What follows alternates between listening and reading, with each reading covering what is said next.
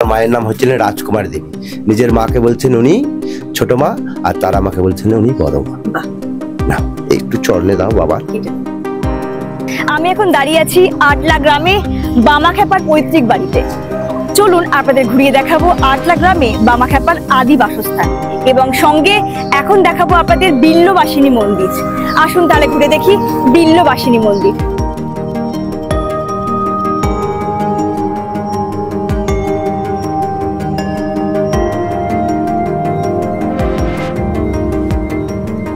দেখুন কি সুন্দর একটা বট গাছ, তার তলাতে একটা সুন্দর মন্দির।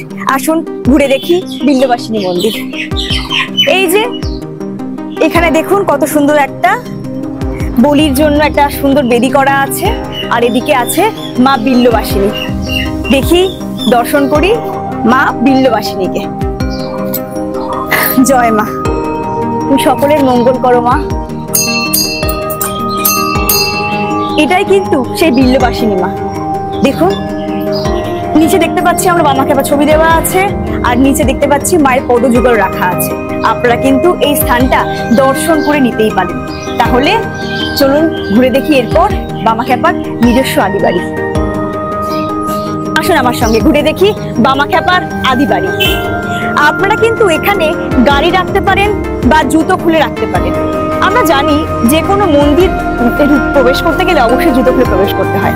চলুন তাহলে ঘুরে দেখি। চারিদিকে দেখুন কত সবুজ, একদম সবুজে সবুজ। এত সুন্দর পাখি ডাকছে। এখানে সুন্দর একটা জলাশয় আছে যেখানে মনে হয় মাছ চাষ করা হয়। দেখুন অলরেডি মাছ দেখছি রয়েছে। দেখুন মাছগুলো কিরকম কিলবিল কিলবিল করে বেড়াচ্ছে। আসুন তাহলে ঘুরে দেখি বামাখ্যাপার বাড়ি। আমার সাথে চলে আসুন।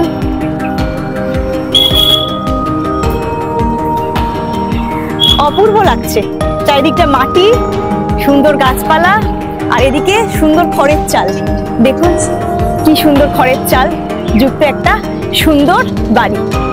লেখা আছে এখানে বামাখ্যাপার 5 পুরুষের খড়ের চাল। এটা 26 কাঠা বিঘার উপর তৈরি একটা বাড়ি। গর্ভগৃহ এবং আতুর ঘর দর্শন করুন।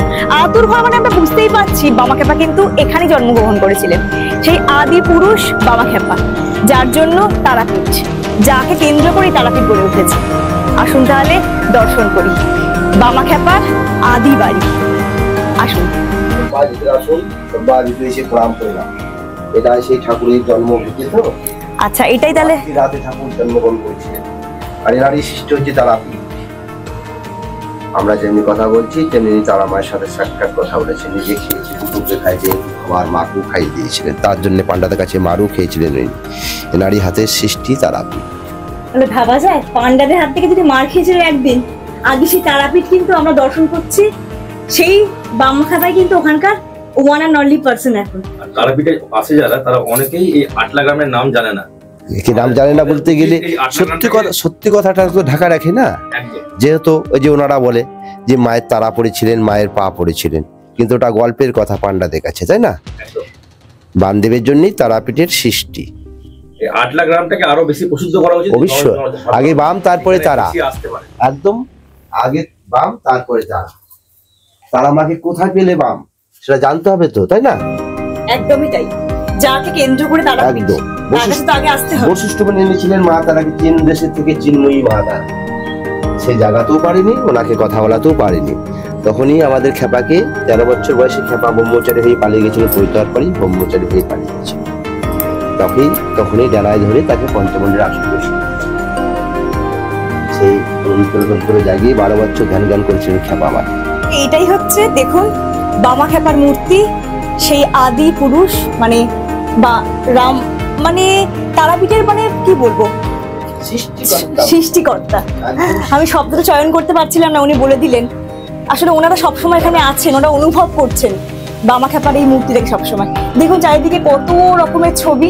ওদিকে রামকৃষ্ণ, শারদা মা আছেন, বাবা লোকনাথ আছেন, আরো অনেক অনেক মহাপুরুষের ছবি দেখতে পাচ্ছি।